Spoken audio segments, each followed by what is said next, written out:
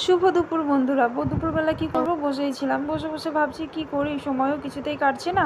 তো পাশেই আমার বাবার রং করতে, ও তো আঁকা শেখে, তো রং তুলি সবই ছিল। আমি বসে বসে ভাবছি কি করি, তাহলে যাই বাবার রং তুলিটা নিয়ে আমি একটু রং করি। কিন্তু কি রং করব বুঝতেই পারছিলাম না। শেষে আমার একটা ভার ছিল যে আমি ভাড়ে কিন্তু একটু টাকা জমাই, কারণ আমার এটা খুবই ভালো লাগে। তো ছোটোবেলায় করতাম, আমি এখনও করি। তো আমি ভাবছি এই ভারটাকেই কেন না একটু রং করা যাক। যদিও রঙের প্রতি আমার বিশেষ কোনো আকর্ষণ নেই, ছোটো থেকে আমি রং করা শিখিও নি।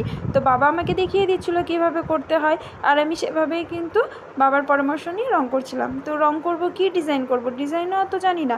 তো আমি কি করি, সেটাকে গোল গোল রাউন্ড করি বিভিন্ন কালার দিয়ে, আর দেখি কিন্তু দেখতে কিন্তু বেশ ভালো লাগে।